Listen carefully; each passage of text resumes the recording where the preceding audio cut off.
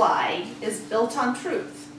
It is up to the hearers to sort out what is fact and what is fiction in this monologue that wanders like the convolutions of a mind during a speech or a Sunday sermon. But fact or fib, in the end, the tale winds back round to its beginning.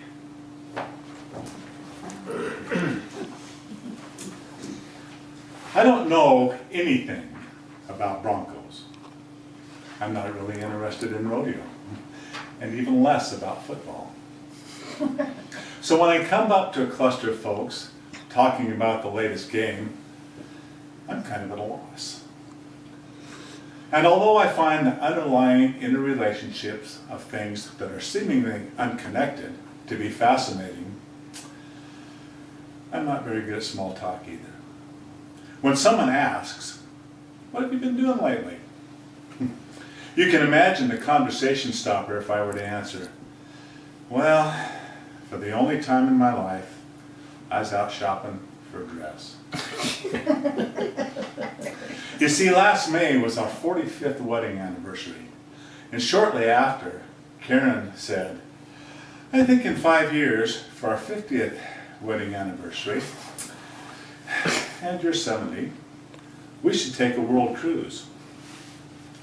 I thought about that a moment and said, "You know, my parents had their 50th wedding anniversary the same year your parents had their 45th, which we just had, and they didn't make it to that 50th. Maybe we shouldn't wait 5 years." Well, it wasn't long before I learned that we'd been booked on a world cruise. Not just any world cruise, but on Cunard's Queen Elizabeth. Now, Cunard goes back to the early days of refined steamship travel. And although they've relaxed a little bit, they still maintain a pretty formal atmosphere. This includes several theme nights, one of which is an Elizabethan ball. So that meant coming up with an Elizabethan costume.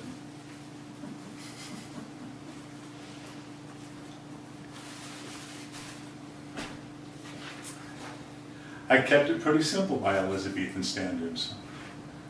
Back then, clothing was a really big deal. Elizabeth I's father, Henry VIII, is estimated to have spent the equivalent of $4 million a year on clothing. And of course, everyone else at court had to likewise be properly dressed. The finest clothing of the time was imported from the Netherlands, France, and Flanders.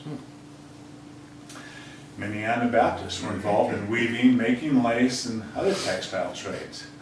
That was okay with Henry, as long as they stayed out of England. He was too busy managing his own Reformation so he could get divorced, and was not too tolerant of competing religious notions. The few Anabaptists who showed up in England at the time were dealt with quickly and harshly. After Henry, Edward VI relaxed things a bit and allowed strangers' churches, so skilled tradespeople could be brought in, and it coincidentally served to separate and control their contrary influences. Then came Bloody Mary and the return of Catholic pomp and ritual. While this increased demand for finery, all things non-Catholic were suppressed, which kept skilled tradespeople out of England, but it was great for those in Flanders. By the time of Queen Elizabeth's reign, a dangerous trade imbalance had developed, and sumptuary laws were enacted regulating what people could wear, with the hope of reining in foreign expenditures. However, there was a lot of leeway for the upper crust. Queen Elizabeth herself amassed a wardrobe of over 3,000 opulent gowns during her reign. They produced goods for their own use as well as export. Paintings and engravings of the time show notable Anabaptists in extravagant dress. One even portrays Minnow Simons wearing a ruff. Elizabethan women wore voluminous skirts and bustles, but men were the real trendsetters of Elizabethan fashion.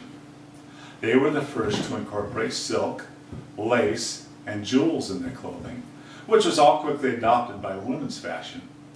but for some reason, they had not figured out full-length trousers. So men wore hose on their legs that resembled bicycle tights, which was a pretty forward concept considering it would be a couple hundred years before the bicycle was invented, but it made it easy for me to replicate. At the waist, they wore breeches, easily replicated with gym shorts. The top part, the doublet, required the most creativity. While pondering paintings, it appeared to me that Elizabethan doublets were a lot like ladies' dresses. So I found myself one evening in a thrift store shopping for a lady's dress. It was about 20 minutes before closing. There were 3 or 4 employees cleaning up, preparing to close. But I was the only customer. Of course, they knew I was there, but they left me alone to wander as I wanted. I quickly figured out that petite was not going to work. I gravitated to ladies extra large and flicked through a rack of dresses, and I grabbed some, pulled it up, and considered possibilities. I put back this long purple one that was quite plain. I pulled it back out. Maybe plain would be easier to cut down for a doublet. So I took it into the dressing room to try on. Surprisingly, it fit quite well. While I was trying on the dress, I couldn't help but think about the irony in the whole experience and remembered a story that's long been a favorite around cowboy poetry gatherings. It's by a rancher in Idaho by the name of Bill Hirschi, spelled Hirschi. When we were in Switzerland a few years ago, we had a remarkable opportunity to visit a cabin that had been built in the 16th century back under a cave-like overhang of a cliff. To get to it, we had to hike along a ridge and way back into a hidden canyon. The cabin was built by Anabaptists by the name of Hirschi, also spelled Hirschi. They were fleeing persecution from Bern and needed a place of refuge. It has been continuously occupied for over 400 years. I haven't had the good providence to know Mr. Hirschi personally, but I think it very likely that he has some Anabaptist ancestors. Anyway, his story touches on a matter that most married folks deal with at one time or another. It's called the bra.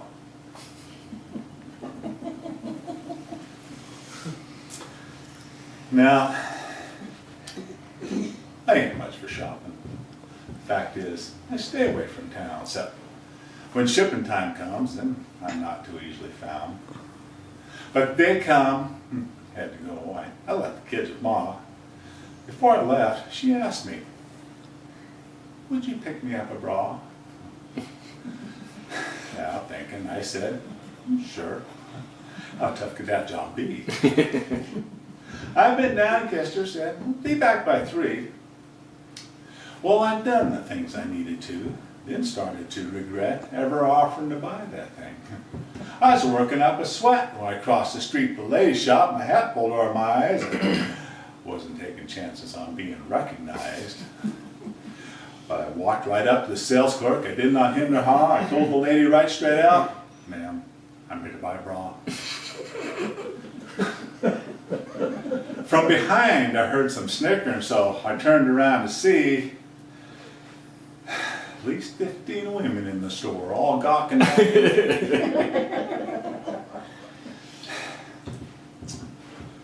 "What kind would you be looking for?" Well, I just shook my head. I'd only seen one kind before. "Thought bras was bras," I said. She gives me a disgusted look. "Well, sir, that's where you are wrong. Come with me," I heard her say. Like a dog, I tagged along. She took me down this alley where bras was on display. I thought my jaw had hit the floor when I seen that lingerie. They had all these different styles that I had not seen before. I thought that I'd go crazy before I left that woman's store. They have bras you wear for 18 hours. And bras that cross your heart. They have bras that lift and separate, and that was just the start. They have bras that made you feel like you weren't wearing one at all. Bras that you can trade in for the start out when you're small. Well, last I made my mind up.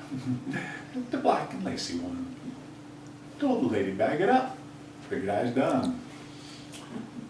But then she asked me for the size. I did not hesitate. I told the lady right straight out, 6 7/8. 6 7/8. Well, sir, that really can't be right. Oh, yes, ma'am. I'm quite positive. I measured them last night. I thought that she'd go into shock. Must have took her by surprise. I told her that my wife's bust was the same as my hat size. It's what I used to measure with. I figured it was fair, but if I'm wrong, I'm sorry, ma'am. I just drew another stare. By now, a crowd had gathered. They was all cracking up when the lady asked to see my hat to measure for the cut. Well, last she had it figured. I give the gal her pay. I turned to leave the store, took my hat, said, "Good day." My wife had heard the story before it ever made it home. She'd heard from 15 women who called her on the phone. Yeah, she was still laughing, but by then I didn't care. Because now she don't ask, and I don't shop for no more women's wear.